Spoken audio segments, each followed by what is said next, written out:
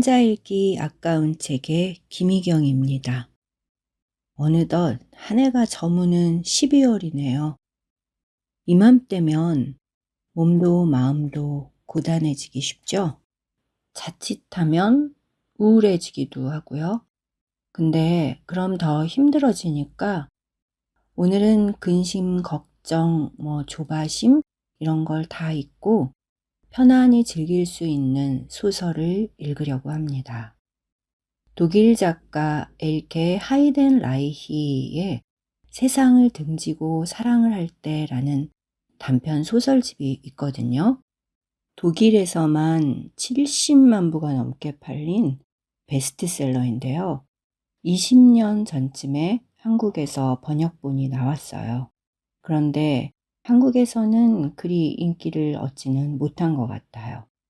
저는 정말 재미있게 읽었고 또 리뷰도 써서 많은 독자분들이 재밌는 소설이구나 하고 공감하시기도 했어요.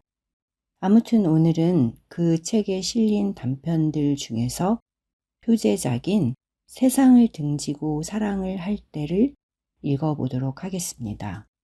이 소설은 내용이 19금이랄까요? 좀 야한, 에로틱한 이야기인데요. 다 읽고 나면 코끝이 찡해지기도 하고 인생을 돌아보게도 되는 꽤 다양한 매력이 있는 그런 작품입니다. 그리고 유머도 있어요. 제가 이거 낭독하다가 웃음이 터져서 꽤 애먹었거든요. 한번 기대하면서 즐겁게 들어주시기 바랍니다.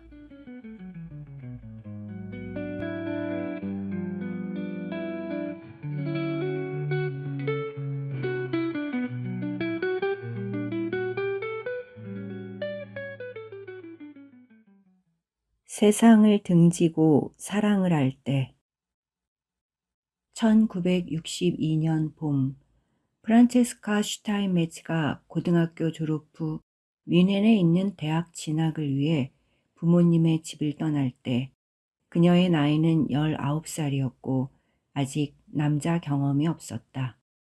당시만 해도 그건 그리 특별한 일이 아니었다. 누구나 냉랭한 얼굴로 점잔을 빼던 시절이었으니까. 독일의 수상은 여전히 아데나워였으며 1968년의 해방은 아득히 멀리 있었다. 어머니들은 신혼 첫날까지 순결을 지켜야 하는 시대를 살았고 그들의 딸들에게도 그렇게 교육을 시켰다. 남자란 족속은 다양한 성 경험을 축적해야 하는 잠재울 수 없는 욕망의 소유자로 이해됐지만 젊은 처자들은 무엇보다 자신의 처녀성을 지킬 수 있어야만 했다. 하지만 프란치스카의 생각은 달랐다. 그녀는 많은 경험을 쌓고 싶었다. 자신의 몸은 이미 성숙한 여인의 것임을 알고 있었고 남자란 존재를 꼭 알고 싶었다. 그러기 위해선 다들 한결같이 대단한 의미를 가져다 붙이는 첫날 밤을 얼른 치러야만 했다. 그녀의 첫 남자는 그것에 능숙한 사람이어야만 한다. 여자를 댄스 파티에 초대하고선 자기 발에 걸려 넘어지는 창백한 풋내기들은 첫날 밤의 상대로 적합하지 않다. 그녀가 만난 풋내기들 가운데 하나는 귀여운 생김새에 키는 크지만 동작이 굼뜬 장교의 아들이었다. 그 애와는 2년째 사귀는 중이었고 둘은 서로에게 일생일대 최초가 될 그 밤을 갖기 일보 직전의 단계에 있었다. 그런데 그 애는 프란체스카에게 무려 14장에 달하는 편지를 보내왔다. 핵심만 요약하자면 잘 못할까봐 두렵다. 우선 경험이 많은 여자와 첫날 밤을 보내보는 것이 좋겠다는 것이었다. 남자들은 그런 일은 그냥 그렇게 하기도 한다는 것이다. 프란치스카는 이 일을 할 생각은 없었다. 그녀도 똑같은 생각을 했으니까. 이마에 송송 땀이 맺힌 채 쩔쩔매는 겁쟁이는 상대하지 않는 편이 낫다. 어설픈 아마추어와 침대로 가지는 않을 것이다. 프란치스카는 자신의 첫 남자를 직접 찾아내겠다고 마음먹었다. 그 일을 우연이나 철없는 감정에 맡기지는 않을 것이다. 소녀에서 여인으로 가는 길을 훤히 꿰고 있는 남자를 찾아낼 것이다. 프란치스카에게 경험이 전혀 없었던 것도 아니다. 파티나 학교 축제, 영화클럽 모임이 있는 날이면 사람들의 눈길이 잘 닿지 않는 곳에서 에로틱한 연습이 벌어지곤 했었다. 촉촉한 물기가 도는 따뜻한 손이 그녀의 가슴 위에 얹어지고 손은 치마와 스타킹 사이를 통해 아래로 내려가지만 두 다리가 착 달라붙은 그 부분에 이르면 그만 힘이 빠지고 만다. 그녀의 마지막 남자친구는 음악 선생이었는데 유부남이었다.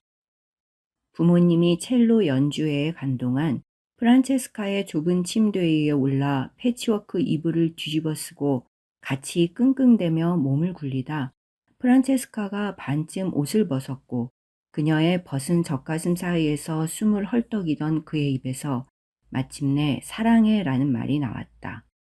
뚜껑이 열린 채 돌고 있던 전축에서는 자크 브렐의 프로방스의 하늘은 푸르기만 하여라가 직직대는 잡음과 함께 울려나왔다. 자크 브렐은 모든 여자는 사랑을 지키지 못하고 잔인하며 피상적인 관계만을 가질 뿐이라 생각하기에 사랑에 대해선 이를 갈듯이 노래를 불렀다. 음악 선생은 아내가 임신을 한 이후로 관계를 허락하지 않는다며 괴로움을 호소했다. 프란체스카는 어쩐지 그 음악 선생이 자신의 첫 남자로 적합하지 않다는 생각이 들었다.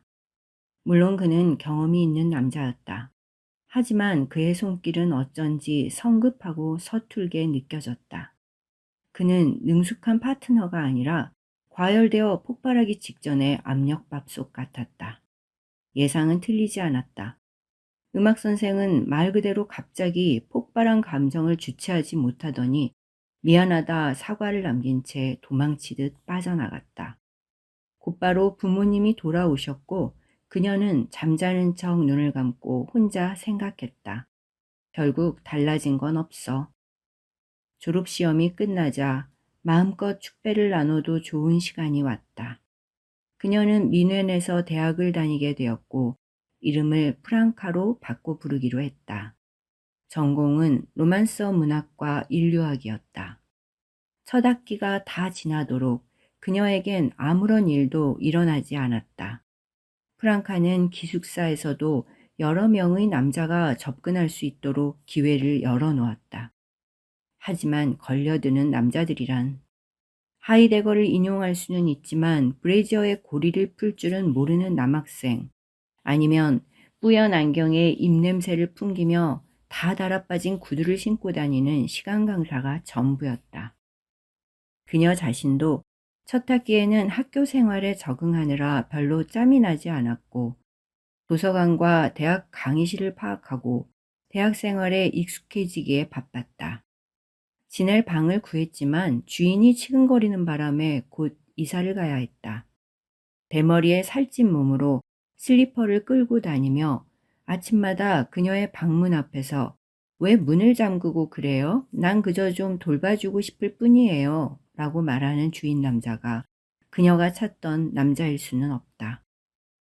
방학이 되자 그녀는 친구와 함께 프랑스로 갔고 부르근트의 포도밭에서 포도 따는 일을 도왔다. 일은 고되고 많았지만 보수는 너무 적었고 재미는 있었지만 그녀가 자신의 첫날 밤 상대로 그려온 꿈속의 남자를 같이 일하던 인부들 사이에서 찾을 수는 없었다. 포도밭 사람들은 모두 격한 노동으로 손은 거칠었지만 친절했다. 그들과는 언제나 웃고 노래하며 열심히 일한 후 함께 포도주를 마실 수 있을 것 같았다. 하지만 사랑의 정열을 떠올릴 수는 없었다. 그들은 모두 공동 숙소로 지정된 헛간에서 잠을 잤다.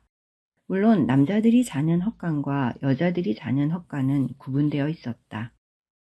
두 번째 학기가 시작되면서 프랑카는 일자리를 구해야 했다. 아버지가 보내주시는 얼마 안 되는 돈만으로 생활하는 것은 불가능했으니까.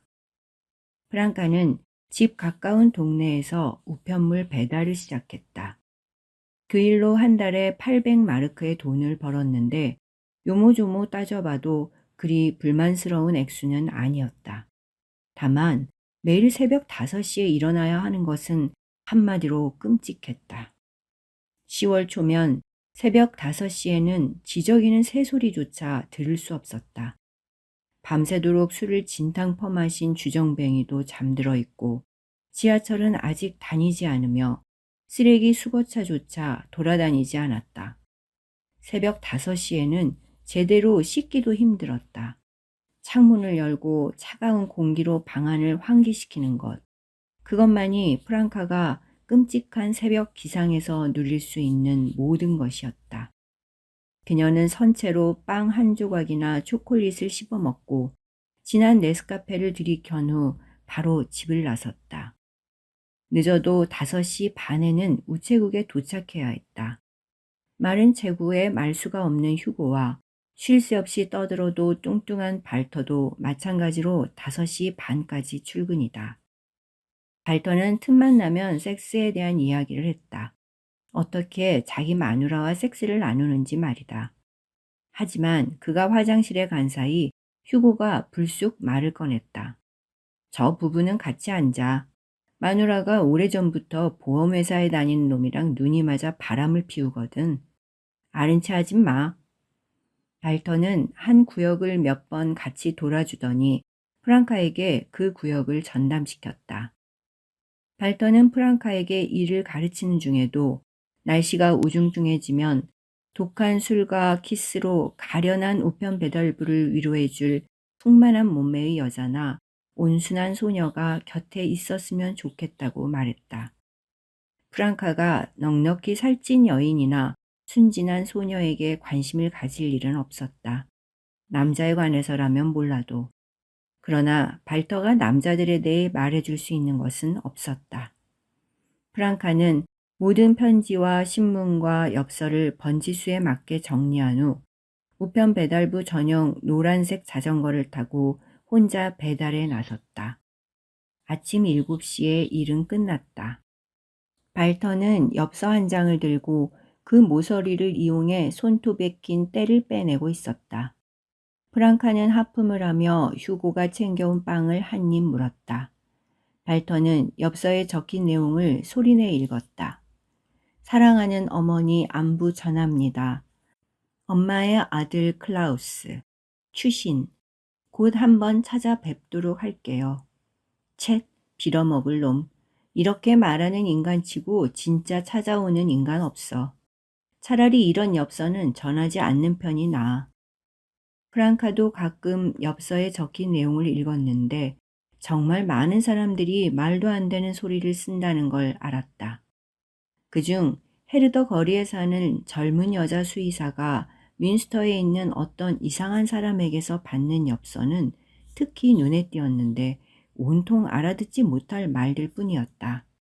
그 엽서들은 늘 연필로 마구 갈겨 쓴 채 오는데 최근 엽서의 내용은 미래, 마술이었다. 그리고 오늘 보내온 엽서에는 유럽은 견진성사를 받은 놈의 코에 달린 코딱지, 우리를 알래스카로 보내달라, 고트프리드 벤이라고 쓰여 있었다. 도대체 무슨 말이지? 고트프리드 벤은 유명한 시인 아냐? 그 시인이 코딱지에 대해서도 시를 썼던가? 도대체 이 모든 것이 그 여자 수의사와는 무슨 상관이 있는 걸까? 프랑카는 그 수의사 외에 같은 구역에 사는 3명의 의사를 더 알고 있었다.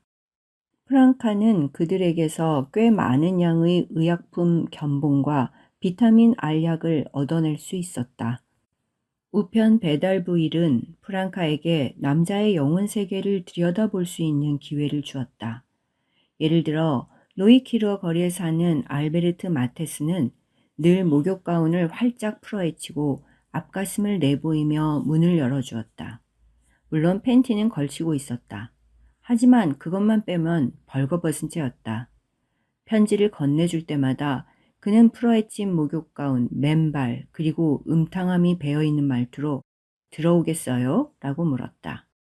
프랑카는 그의 우편물은 우편함에 몰래 집어넣고 빠져나오려고 했지만 그는 매번 그녀가 오는 것을 어떻게 알아챘는지 문을 활짝 열어 편지를 받아들었고 그녀가 임무를 마치고 몸을 돌릴 때마다 그녀의 엉덩이를 살짝 가볍게 쳤다. 한 번은 알베르트 마테스를 그녀의 첫날 밤 상대로 삼아야 하는지 진지하게 생각해 보았다. 그는 그것을 원하는 듯 했지만 프랑카는 도무지 그를 좋게 봐줄 수가 없었다. 가장 참기 어려운 것은 그의 가슴에 난 털이었다. 자신의 얼굴을 그 털뭉치에 파묻는 일은 정말 상상만으로도 괴로웠다. 그녀는 서서히 절망을 느끼고 있었다. 자꾸 까다롭게 고르기만 하며 이대로 가다간 25살이 되어서도 처녀로 남아있을지 몰라. 아니야, 그렇게 생각하진 말자. 도대체 그렇게 복잡할 일이 뭐야? 천 물고만 튼다면 그 일을 지칭하는 데 있어서 이보다 더 적절한 표현은 없을 것이다. 그렇다. 천 물고만 튼다면 그 다음부터 다른 남자들을 만나는 건 지극히 간단할 것이다. 한쪽에선 연문을 퍼뜨리고 또 다른 쪽에서는 에로틱한 사건을 만들지도 모른다. 아마 일생에 한 번뿐인 진실한 사랑도 곧 체험할 수 있을 것이다. 첫 스타트만 끊을 수 있다면, 이 불행의 울타리를 넘기만 한다면. 프랑카는 첫 경험이 순조롭기를 바랐다. 여자들에게 그것은 하나의 재난과도 같으며 어둠 속에서 은밀한 고통과 미숙함과 쓰디쓴 실망의 기억만 남길 뿐임을. 또한 두 번째 경험을 위해서 엄청난 극복이 요구된다는 것을 수많은 친구들에게 들어왔었다. 아니다. 프랑카가 원하는 것은 그런 것이 아니었다. 조명은 밝아야 한다. 침대는 충분히 커야 한다. 남자는 자신이 뭘 하는 중인지 잘 파악한 상태여야 하고 또 즐길 줄 알아야 한다. 남자가 즐거워야만 그녀도 이런 종류의 활동에 재미를 붙일 수 있을 만큼 즐거울 것이다. 프랑카는 그런 상대를 만날 수만 있다면 조금 더 기다리며 찾아보는 것쯤이야 얼마든지 가능하다고 생각했다. 한 번은 거의 일을 치를 단계까지 간 적도 있었다. 그녀가 맡은 구역에 희끗희끗한 머리가 잘 어울리는 40살 정도의 남자가 있었다. 좀 나이 들어 보이긴 했지만 특별한 매력이 느껴지는 남자였다. 어느 날 아침 그와 아주 가까이 마주한 적이 있었는데 향기가 참 좋았다. 그는 그녀에게 20마르크짜리 지폐를 건네주며 물었다. 이름이 뭐죠? 프랑카. 그는 잘 알겠다는 듯 눈썹을 위로 치켜 올렸다. 프랑카, 잘 들으세요. 이런 필체의 편지가 올 땐 그는 기다란 봉투에 파란색으로 비스듬하게 쓰인 여자의 필체를 보여주었다. 우편함에 넣지 말아요. 절대로 넣어선 안 돼요. 주차장이 늘 열려 있으니까 편지는 거기 왼편에 놓인 첫 번째 물감통 위에 올려주세요. 그때마다 이런 지폐 한 장이 당신을 기다리고 있을 거예요. 프랑카, 잘 이해했죠? 그녀는 물론 잘 이해했다. 그는 뭔가를 아는 남자였다. 당장 주차장에서 그를 갖고 싶다는 충동이 일었다. 하지만 그는 짧게 윙크를 보내고는 집으로 들어가 버렸다. 부엌에서 그의 아내가 설거지하는 모습이 보였다. 사흘 후 남자가 말한 문제의 편지가 다시 우체국에 도착했다. 프랑카는 당연히 조심스레 편지 봉투를 열어보았다. 브레멘에 있는 울라라는 여자가 쓴 것인데 주말에 그를 만나기까지 기다리는 일이 너무 힘들다고 했다. 역으로 그를 마중 나갈 것이며 아무리 날씨가 추워도 속옷은 입지 않을 거라고 그것을 그가 알고 있어야 한다고 했다. 그래야 당신이 언제든 나를 가질 수 있잖아요. 가까운 어느 집 현관 앞이든 카페의 화장실이든 엘리베이터 안이든 상관없이 말이에요. 그런 다음 우린 사람들 사이를 활보할 거예요. 사람들 사이에서 당신에게 바로 그 표정을 지어 보일게요. 당신도 알고 있는 그 표정 말이에요. 오, 나의 놀라운 사랑. 나의 놀라운 사랑? 프랑카는 떨리는 손가락으로 편지를 다시 봉했다. 그녀 또한 그 표정을 지어보길 얼마나 원하고 있던가. 그녀는 지금도 밤이나 낮이나 섹스에 대한 생각뿐이다. 하지만 그 멋진 남자를 그 후로 다시는 보지 못했다. 그녀가 편지를 놓아두는 자리에 그가 남겨두는 20마르크짜리 지폐만 보았을 뿐이다. 그녀도 며칠 동안 속옷을 입지 않은 채 돌아다녀 보았다. 10월 초의 쌀쌀한 기운에 배달을 돌면서 거의 얼어 죽는 것 같았지만 그 느낌은 정말 짜릿했다. 청바지와 스웨터 아래 맨살이 바로 닿는 느낌이란. 그녀는 당시 미국의 위대한 대통령이었던 존 F. 케네디를 떠올렸다. 그녀에게 케네디 대통령은 한 남자로서 매력적인 존재였다. 존 스타인백이 노벨 문학상을 탔던 해였지만 그녀는 안 골롱의 안젤리크 시리즈를 탐독했다. 그 속에선 욕망의 다채로운 신음소리를 들을 수 있었기 때문이다. 그리고 마침내 그를 만났다. 우편 배달을 끝내고 자전거에 올라타 우체국으로 가던 길이었고 남자는 자전거 도로 위를 걸어가고 있었다.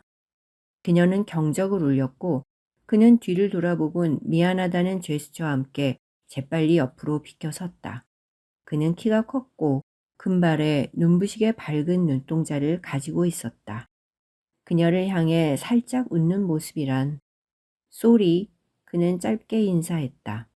그녀는 그를 돌아보며 미소를 지어 보였다.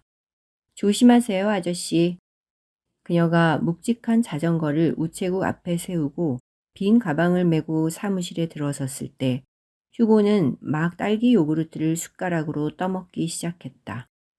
그녀는 정산을 하고 둔기 우편 영수증을 따로 정리한 뒤 다음 날을 위한 준비를 약간 하고는 일간지 자이트와 주간지 슈테른을 한 부씩 챙겨 넣었다. 음바의 거리에 사는 연금생활자 할머니에게 하루 이틀쯤 신문 배달을 늦게 한들 큰일이 나지는 않을 것이다. 수고해, 멍청하신 두 분.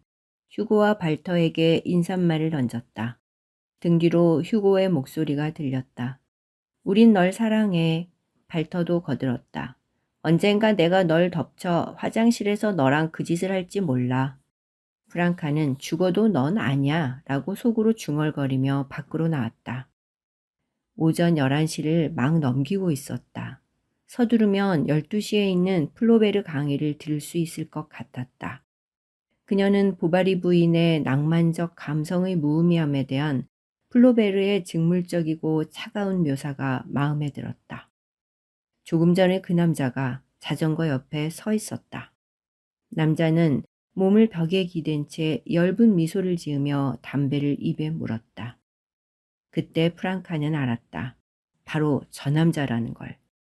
그녀는 주저없이 다가가 그가 물고 있던 담배를 빼앗아 자신의 입에 물고 한 번 깊게 들이마셨다. 그리고 다시 그의 입술 사이에 갖다 놓았다. 우체국에 있는 크리스텔? 난 예쁜 여자는 다 알고 지낸다고 생각했는데 너를 몰랐다는 게 이상하군. 내가 가는 구역엔 안 와봤겠지. 프랑카는 가슴이 쿵쾅거렸다. 심장의 진동이 목까지 느껴지는 것 같았다. 그 남자가 그걸 알아챌까 두려웠다. 난 군용 비행장에 있어. 그곳에 있는 근사하고 매력적인 파일럿이지. 그가 그냥 평범한 군인이었다는 건 나중에 가서야 알았다. 그는 자신을 파일럿으로 소개하며 많은 여자들의 관심을 끌려고 했다. 그는 울룸 출신의 철물공이었으며 단기 근무병이었다. 나이는 35, 군용 비행장에서의 복무 기간을 1년 남겨두고 있었다. 군용 비행장? 아, 그쪽으론 여자를 안 보내. 젊은 남자들이 득실대는 곳이라 너무 위험하지. 하인리라고 해. 그는 손을 내밀며 인사했다. 난 프랑카. 진짜 우편 배달부야? 아니, 대학에 다니고 있어.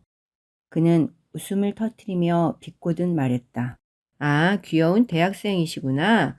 머리는 좋지만 진짜 인생을 모르는 분들. 진짜 인생이 뭔데? 알면 보여줘. 하인리히는 계속 웃어 보이며 발로 담뱃불을 끄더니 프랑카에게 팔짱을 꼈다. 마치 오래 사귄 연인처럼. 주말엔 뭐하니? 진짜 삶에 대한 강의를 듣겠지. 그는 입을 비죽거리며 웃었다. 너희 대학생들은 늘 고상한 채 한단 말이야. 오늘은 나의 날인 것 같군. 좋아. 난 토요일에 란츠베르크에 있는 친구 결혼식에 갈 거야. 같이 갈래? 결혼식에 같이 가겠냐고? 그녀는 지금 당장이라도 그와 함께 떠나고 싶었다. 그의 따뜻하고 단단하고 남성적인 팔을 놓고 싶지 않았다. 하지만 그들은 벌써 집 앞까지 와 있었다. 난 여기 살아. 여기 제우버시 문패에 있는 벨을 눌러야 해. 난 클렉슨을 울릴 거야. 이렇게.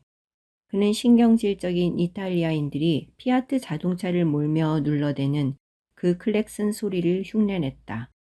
그리고 고개 숙여 그녀의 입술에 키스했다. 그것은 어린애의 키스가 아니었다. 그것은 남자의 키스였으며 자신이 무엇을 원하는지 알고 있는 자의 키스였다. 강렬하게 뭔가를 요구하는 듯 짧지만 너무나 뚜렷한 키스. 프랑카는 무릎에 힘이 빠지고 다리가 후들거리는 것 같았다. 오늘 괜찮았지? 프랑카는 고개를 끄덕였다. 그래, 오늘. 왜 오늘은 안 되는 거지? 수년 전부터 원해왔던 것이 바로 눈앞에 있는데 어떻게 토요일까지 참으라는 거지? 그는 갔다. 사실 그의 뒷모습을 쳐다볼 용기도 없었다. 방으로 올라가기 전에 계단에 주저앉아 숨을 골라야만 했다. 금요일 밤에서 토요일 새벽까지는 한숨도 못 잤다. 욕조에 몸을 담갔다가 일주일에 한 번은 제우버 부인의 욕조를 사용할 수 있었다.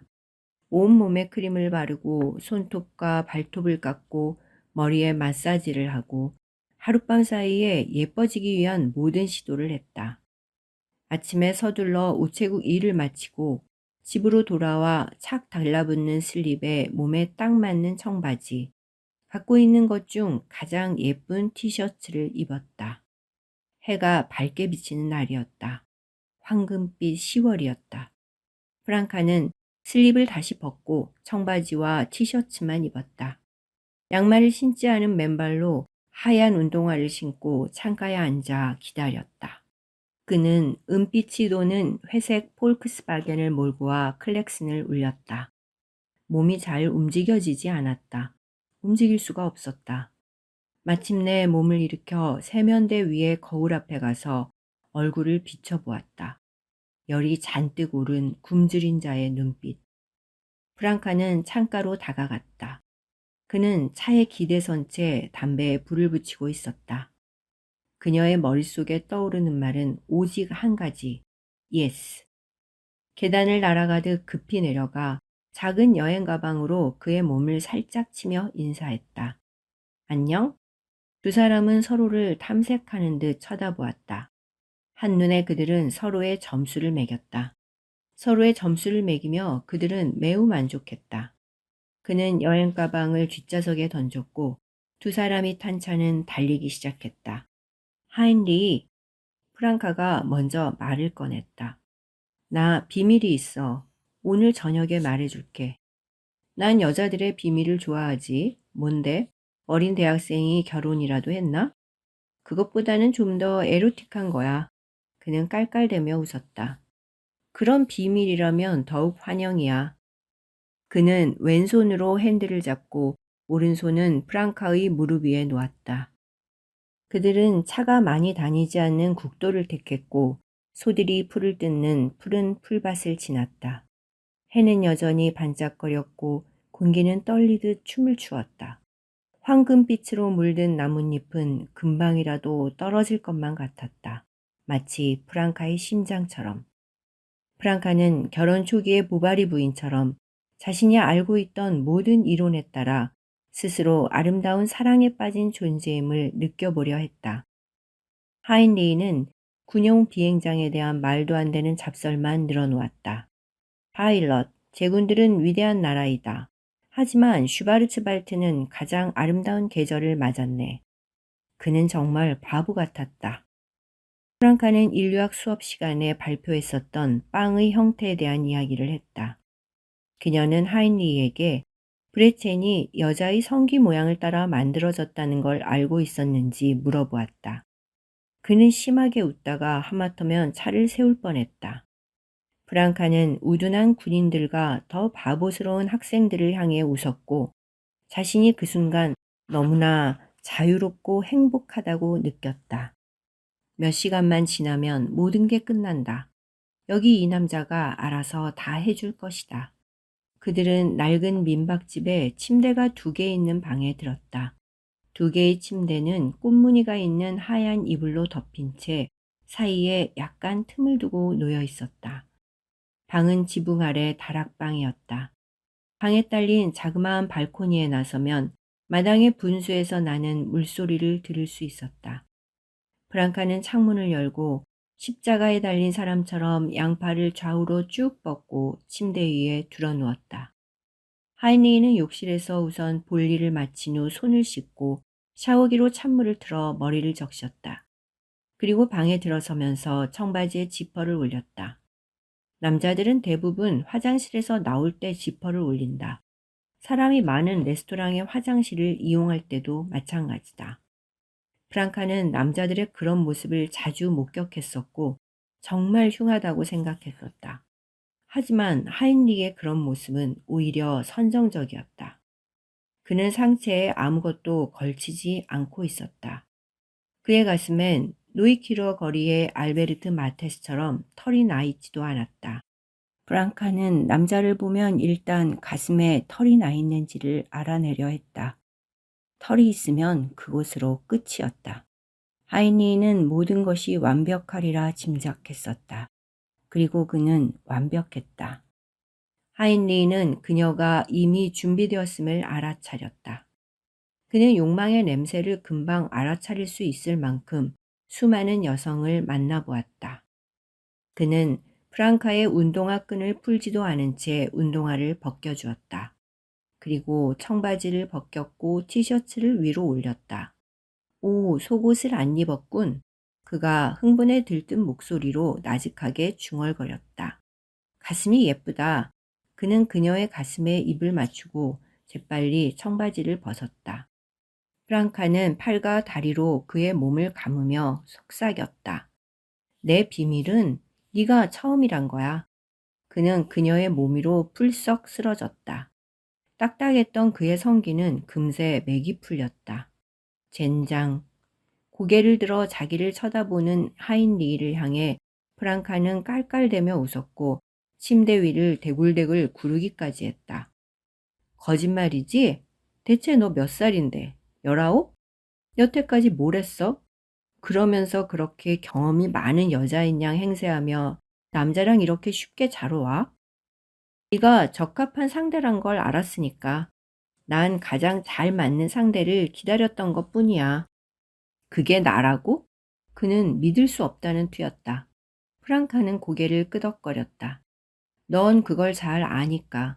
잘 알고 잘 할 수 있고 말이야. 그게 눈에 보여. 난 정말 잘하는 남자와 해보고 싶었거든. 즐길 줄 아는 남자랑. 그는 벌거벗은 채 침대에 걸터 앉아 벗어놓은 바지 주머니에서 담배 한 개비를 꺼내 불을 붙였다.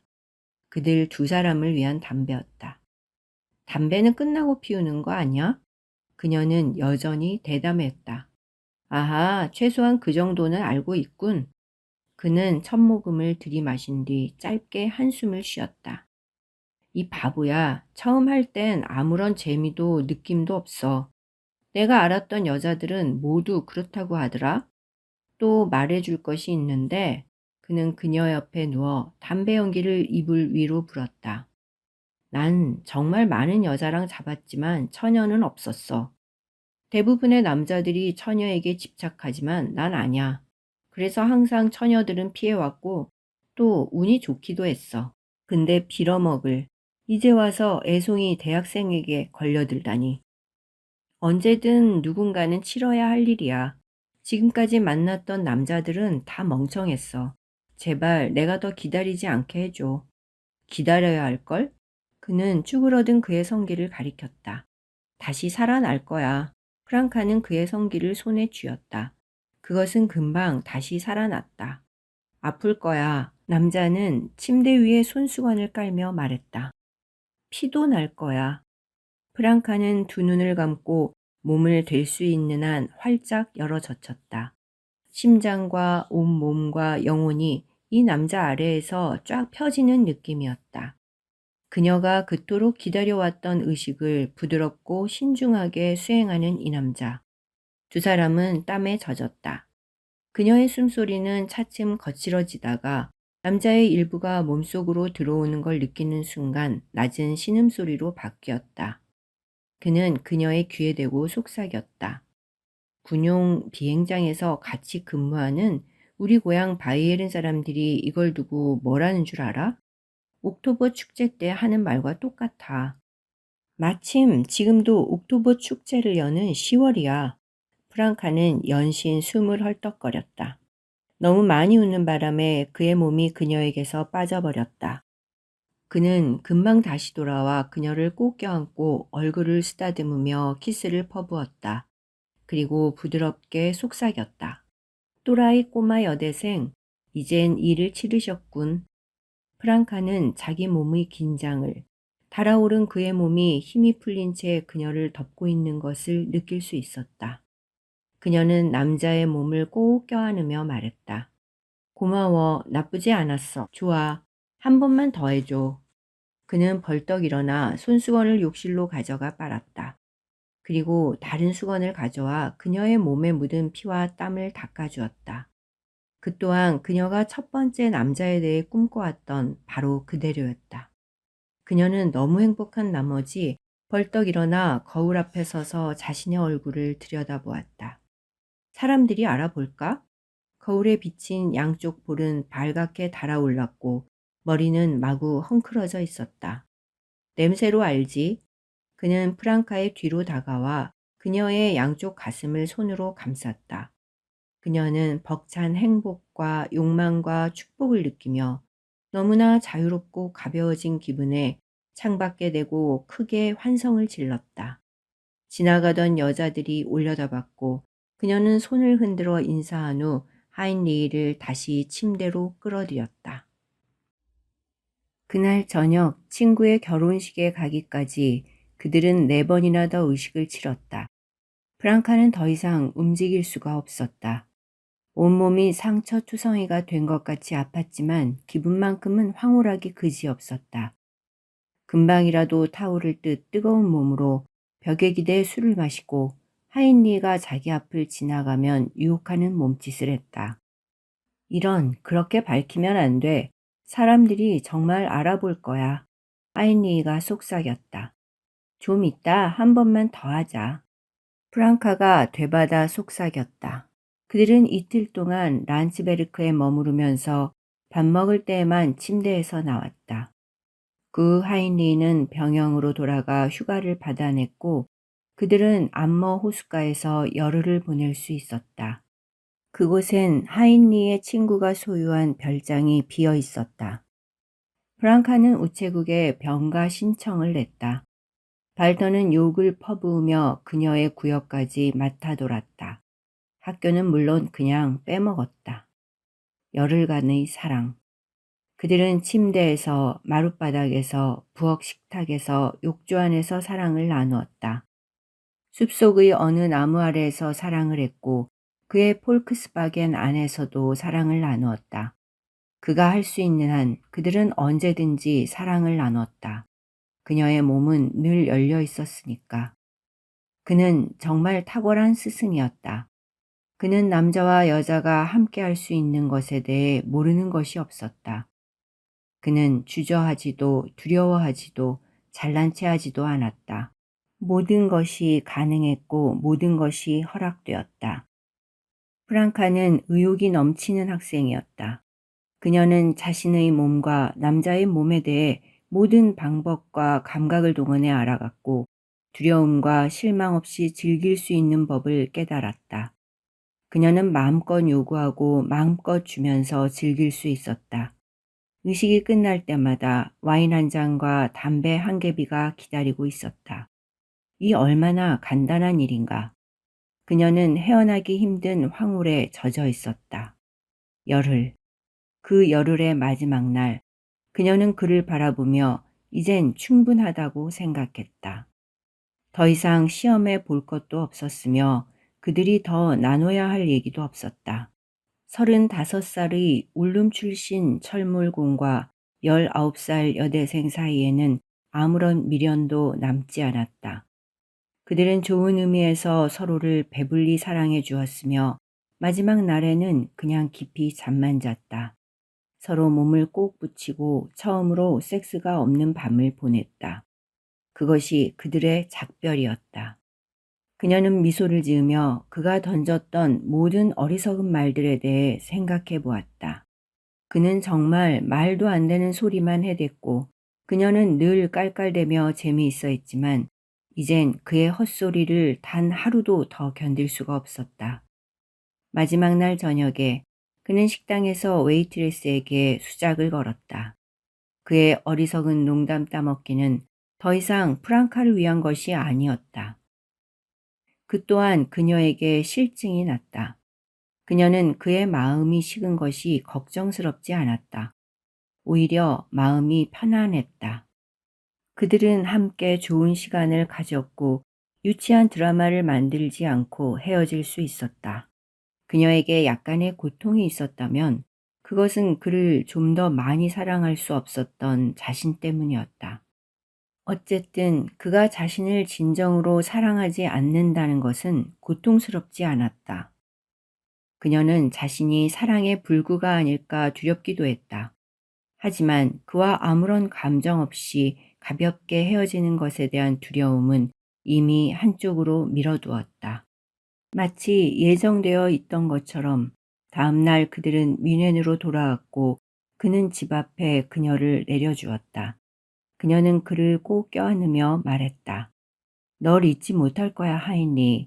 언제까지나 고마워할 거야. 그는 그녀에게 키스하며 말했다. 넌 정말 우수한 학생이었어. 이제 내 실력을 잘 발휘해봐. 그가 차에 올라타며 물었다. 다시 보는 거야? 프랑카는 말없이 고개를 끄덕였다. 그의 뒷모습을 지켜보며 생각했다. 잘 지내, 친구.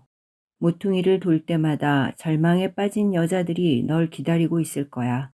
그들 모두를 행복하게 해줘. 넌 할 수 있어.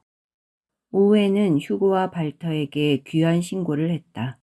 그들은 프랑카의 귀환을 무척 기뻐했다. 발터가 물었다. 폭발음이 울렸을 때 내가 어떻게 했을 것 같아? 폭발음? 프랑카는 발터의 질문을 이해하지 못했다. 정말 아무 소식도 듣지 못했단 말이야? 휴고가 화를 내다시피 하며 물었다. 그렇다. 프랑카는 무슨 말인지 전혀 알아듣지 못했다. 그녀는 연금 생활을 하는 전직 여교사에게 배달할 자이트와 슈테른을 집에 들고 와 읽었다. 하이니에게 열정에 관한 교습을 받는 동안 세상이 몰락할 만한 일이 터졌음을 읽고 적잖이 당황했다. 그 일은 쿠바 사태라는 제목으로 모든 신문이 다루고 있었는데 전투 한 번 없이 결국 진정 국면에 달했다는 내용이었다. 소련이 쿠바를 향해 로켓을 겨냥하자 미국은 그들이 로켓으로 공격할 수 있는 반경을 그린랜드에서 터키까지 넓혔다. 케네디 대통령은 국민에게 전하는 연설을 통해 사태의 심각함을 알리고 국가 비상령을 선포했다. 바로 그날 프랑카는 생애 처음으로 감미로운 사랑에 빠졌었다. 피델 카스트로는 쿠바 국민들에게 긴급 명령을 내렸다. 파트리아 오 무에르테 벤세레모스, 조국이냐 죽음이냐 우리는 승리하고 말리라. 카스트로의 자문위원은 전쟁에 대한 욕구를 비추며 파괴적인 언사를 내뱉었다. 그들을 석기 시대로 돌려보낼 때까지 폭탄을 쏟아 부어줍시다. 그때 프랑카는 암머 호숫가의 별장에서 하이니와 욕조 안의 정사를 나누고 있었다. 사람들은 햄스터를 원자폭탄 실험용으로 삼았고 미국의 우편 배달부들은 원자폭탄이 터져도 남은 우편물은 다 배달하겠노라 외쳤다. 학생들은 학교에서 폭격을 피해 몸을 숨기는 방법을 배웠다. 폭탄이 터지면 교실의 의자나 가방을 머리 위에 얹고 눈을 감아야 한다고.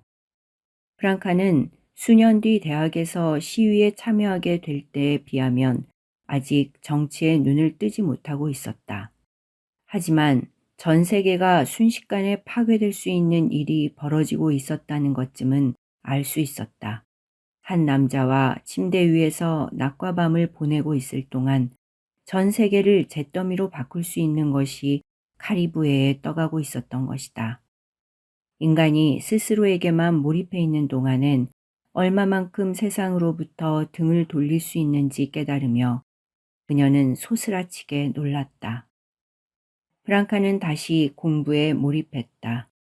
더할 수 없는 충족감과 날아갈 듯한 마음으로. 다만 배운 것을 시험해 보기 위해 인류학 시간 강사와 재미삼아 관계를 갖기도 했다. 브레첸이 어디에서 모양을 따왔는지 보여주었던 시간 강사 말이다. 하인리와 프랑카는 3주 후에 다시 만나 기분 좋게 온도가 맞춰진 맥주를 마셨다. 전화번호 좀 줘. 그러니까 새 전화번호부를 만드는 중이거든. 마지막까지 그가 하는 말이라니. 그녀는 더 이상 웃지 않았다. 그를 쳐다보며 욕망과 배움에 대한 열망으로 가득했던 그 밤들을 생각했다. 그에게 고마워하면서. 하지만 더 이상 그를 향한 욕망이 생기진 않았다. 얼마 후 하인리는 군복무를 마쳤다. 그는 쿠바 사태 당시 모든 군부대가 전시 상태로 돌입했을 때 어디에도 부서 배지를 받지 못했다는 것에 잔뜩 화가 났었던 것이다. 그는 울룸으로 돌아간다고 했다. 그곳에서 세탁소를 차리겠다고 했다. 프랑카는 그를 잊었다. 물론 완전히 다 잊을 수는 없었지만 그녀의 남성 편력은 훌륭했다. 정열적이면서도 복잡하지 않게. 그녀는 그 후 제법 오래 지속되는 관계들을 맺기도 하다가 구리철선을 만드는 공장의 공장장과 마침내 결혼했다. 그는 부자였고 그녀도 부자였으며 그들은 행복했다. 프랑카는 자신의 이름을 프란치스카로 바꿔 불렀고 프랑스와 이탈리아 문학 작품을 번역했다. 남편과 함께 전 세계를 여행하며 서로를 잘 이해하는 사이로 지냈지만 아이는 갖지 않았다. 남편이 항상 그녀에게 충실한 사람인지 어떤지는 잘 몰랐다. 그들 부부는 틈틈이 확인 전화를 걸어 서로를 고문하는 커플은 아니었으며 질투는 그들에게 어리석은 과잉의 감정일 뿐이었다.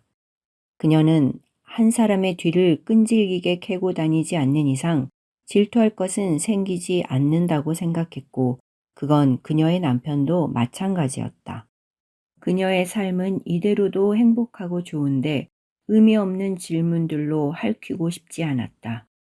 결혼하고 20년이 지난 후에도 그들 부부는 종종 관계를 즐겼으며 그녀는 긴 세월 동안 단 2번 남편을 속인 적이 있었다. 그것은 단순히 열정에 눈이 멀어 저지른 하룻밤 외도였을 뿐이었다. 단 하룻밤 동안. 그것은 문제가 될 것도 없다. 그토록 찾아다녔던 사랑이 그녀의 인생에 있었는지 그녀는 알 수 없었다. 사랑에는 언제나 수많은 기대가 따르고 사랑의 증거들이 있다는 것은 느낄 수 있었지만 사랑 그 자체는 활활 타오르는 가시덤불 속에 숨어있는 신처럼 보이지 않았다. 눈으로 볼 수 없는 유령처럼. 하지만 그것으로 인한 전율은 분명 있었다. 1989년 가을 프란치스카의 남편은 사업차 뉴질랜드로 14일간 출장을 떠났다. 그녀는 친구를 만나기 위해 뮌헨에 갔다. 친구와 함께 쇼핑을 한 후 보고 싶은 공연을 보려 했다. 하지만 친구의 아버지가 갑자기 사고를 당하는 바람에 친구는 아버지를 돌봐드려야 했다. 프란체스카는 다시 집으로 돌아오기 위해 기차를 잡아탔다. 그녀는 당시 슈투트가르트 근교에 살고 있었다. 그날은 유난히 흐리고 울적함이 감도는 날씨였다. 프란치스카는 1등석에 앉아 내리는 비를 쳐다보았다. 그녀의 나이 이제 46. 가끔씩 불안한 욕망의 소용돌이에 휩싸였던 프랑카가 떠오르곤 했다. 그때의 당혹스러움, 떨리던 심장, 그리고 가벼운 총총걸음, 즉흥적인 행동과 대담한 상상들이. 그녀는 이제 늙었다. 아르마니 정장을 입고 비싼 손목시계를 차고 다이아몬드 반지를 끼고 있는 그녀에게 불안한 모험의 시간은 끝났다. 식당 차로 가서 와인 한 잔과 끼니를 때울 만한 것을 주문했다. 식사를 기다리는 동안 방송이 울려 나왔다. 다음 정차역은 울룸입니다. 다음 정차역은 울룸 중앙역입니다. 울룸. 27년 전 그때 하인리는 울룸으로 돌아갔다. 갑자기 그녀는 그때 그날 이후 처음으로 5분만 지나면 울룸에 도착한다는 이유만으로 하인리가 다시 보고 싶었다. 정말 아무런 이유 없이 자연스럽게. 시간은 아직 많이 남았고 슈투트가르트로 가는 기차는 계속 다닌다. 프란치스카는 시킨 음식을 먹지도 않은 채 돈을 지불하고 와인잔을 비운 후 자리로 돌아왔다. 코트와 가방을 챙기기 위해. 어떻게 할지 뚜렷한 계획은 없었다. 그냥 무작정 하인리를 만나보고 싶을 뿐이며 조금 전까지 혼자 느끼던 멜랑콜리는 사라지고 없었다. 기차는 울룸에 정차했고 프란치스카는 기차에서 내렸다. 날개를 달고 날아갈 듯한 설렘을 아는 채로. 한 번은 다시 보려고 했었어. 그녀는 우체국에 있는 주소록을 재빨리 찾아보았다. 그의 이름은 쉽게 찾을 수 있었다. 다행히 주소도 적혀 있었다. 프란치스카는 주소만 받아 적고 전화번호는 적지 않았다. 그리고 택시를 잡아탔다. 그의 집, 낡은 다세대 주택이었는데 그는 2층에 살고 있었다. 문 앞에서 갑자기 머뭇거려졌다. 그는 분명 결혼을 했을 것이다. 더 이상 그녀를 알아보지 못할 수도 있다. 그는 지금 62살일 것이다. 그의 아내에게 그녀가 누구인지, 왜 찾아왔는지 뭐라고 설명할 것인가. 어릴 적 친구인데 우연히 울룸에 왔다가 10분간만 그를 보려 했다고 하자. 그녀의 궁금증은 뒤따르는 주저와 두려움을 이겨냈다. 그녀는 벨을 눌렀다. 그녀는 택시 운전사에게 자기가 나올 때까지 기다려달라고 했다. 현관문이 열렸다. 그녀가 2층에 올라갔을 때 그가 서 있었다. 그녀는 그를 단번에 알아보았지만 그는 긴가민가 하는 눈치였다. 그는 나이든 태가 완연한 뚱뚱한 노인의 모습이었다. 뜨개실로 짠 스웨터와 무릎이 다 닳아버린 갈색 코르덴 바지를 입고 있었다. 날 알아보겠어요? 프란치스카는 두 손을 내밀었다. 나예요. 또라이 꼬마 대학생 프랑카. 아, 정말 못 알아보겠는걸? 그게 언제적 얘기지? 그는 두 팔을 벌려 그녀를 반갑게 안아주었다. 거의 30년 전이죠. 우연히 울룸에 올 일이 생겼어요. 그냥 당신을 다시 보고 싶었어요. 그의 얼굴은 지쳐 보였고 깊은 주름이 패여 있었다. 술을 많이 마신 흔적도 뚜렷했다. 안경 너머로 보이는 그의 맑은 눈에는 여전히 젊은 청년 시절의 매력이 남아 있었다. 들어와. 그는 곰팡이 냄새가 나고 환기가 잘 안 되는 듯한 방 안으로 그녀를 안내했다. 가죽 소파와 서랍장과 텔레비전이 있는 볼품없는 거실에서 그녀는 코트를 벗고 소파에 앉았다. 그가 꼬냑 한 병과 잔을 들고 왔다. 그 어린 프랑카란 말이지. 나보다 훨씬 형편이 좋은 모양인데? 그는 그녀를 살펴보며 말했다. 내가 당신보다 16살이나 젊잖아요. 16? 맙소사, 그때 그렇게 어렸었단 말이야? 그들은 함께 건배를 하고 잔을 비웠다. 어떻게 지냈어요? 세탁소는 어떤지 얘기 좀 해봐요. 그것까지 기억해? 그때 세탁소를 2개나 차렸지. 잘 됐어.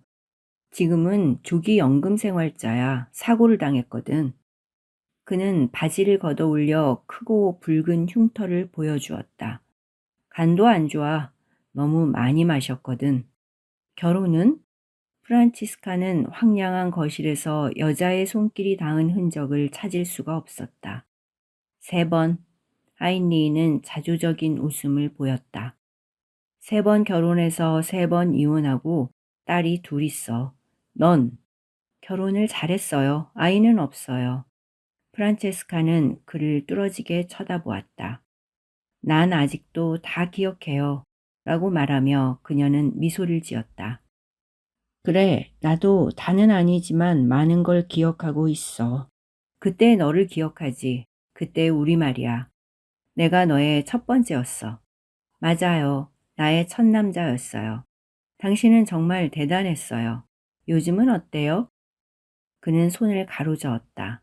4, 5년 전부터 아무도 안 만나고 있어. 로맨스도 끝났지. 프랑카는 도무지 이해할 수가 없었다. 믿을 수 없어요. 당신은 정말 멋있었는데. 그렇게 갑자기 끝낼 수 있는 게 아니잖아요? 당신은 이제 겨우 62살인데요. 찰리 채플린을 생각해봐요. 80이 넘어서도 아이를 만들었어요. 앤서니 퀸도 그렇고요. 내가 아이 하나 만들어줄까? 하인리가 눈을 찡긋해 보이며 물었다. 유감스럽게도 난 벌써 폐경기예요. 둘은 함께 웃음을 터뜨리며 잔을 부딪혔고 하인리가 새로 술을 따랐다. 프란치스카는 문득 이대로 같이 있을 것이 아니라면 당장 자리에서 일어나 다음 기차를 타고 슈투트가르트로 돌아가야 한다는 것을 깨달았다. 당신을 다시 만나서 정말 기뻐요 라고 말하는데 프란치스카의 가슴이 옛날처럼 두근거렸다. 우리 그때처럼 근사한 호텔에 가서 같이 저녁 식사해요. 어때요? 하인리히는 프란치스카의 의중을 바로 알아차렸지만 모르는 척 되물었다. 왜 호텔에 가야 하지? 밥은 여기서도 먹을 수 있는데. 아니요, 여기서는 안 돼요. 프란치스카는 바로 자리에서 일어나 코트를 걸쳤다. 그냥 외투랑 신발만 챙겨요. 다른 건 필요 없어요. 잠깐만, 난 그렇게는 못 나가. 그는 스트라이프 무늬의 재킷과 코르덴 바지를 가리켰다. 그냥 이대로 가요. 아니면 마음이 바뀔지도 몰라요. 그냥 내가 원하는 대로 해줘요. 그땐 당신만 돈을 썼으니까 오늘은 내가 내는 거예요. 나 돈이 많거든요. 그래, 알아. 그는 외투를 걸치고 신발을 신었다. 그는 등을 구부리며 낮은 신음을 냈다. 난 더 이상 그때의 아도니스가 아니야. 정말 아닌지 한번 봐야겠는데요. 프란치스카는 하인리가 아도니스를 알고 있다는 것이 놀라웠다. 제대로 했던 것은 절대 까먹지 않아요. 사랑도 스케이트 타기나 피아노 치는 것과 똑같아요. 조금만 연습하면 회복될 거예요. 그는 똑바로 서서 양손으로 그녀의 얼굴을 감쌌다. 갑자기 그의 모습이 그때처럼 남성적인 매력을 한껏 발산했다. 지금 연습해 볼까? 그녀가 고개를 끄덕이자 그가 그녀에게 키스했다. 그때처럼 강렬하게 빨아들이듯.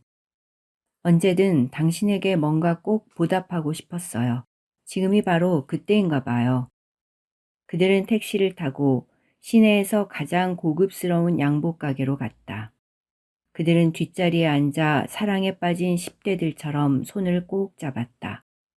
프란치스카는 그에게 양복 한 벌과 부드러운 질감의 재킷, 흰색과 파란색 줄무늬가 그려진 셔츠, 베르사체 청바지, 실크 양말을 선물했다. 그녀는 옷을 갈아입으러 가는 그를 뒤따라가 그의 몸을 꼭 껴안았다. 그가 아직도 한 여자를 사랑할 수 있는 남자임을 그녀는 충분히 알 수 있었다. 그들은 최고급 호텔의 스위트룸에 묵으려 했다. 얼마나 묵으실 거죠? 호텔 직원이 물었다. 프란치스카는 하인리히를 쳐다보다 태연하게 5밤 지낼 거예요 라고 대답했다.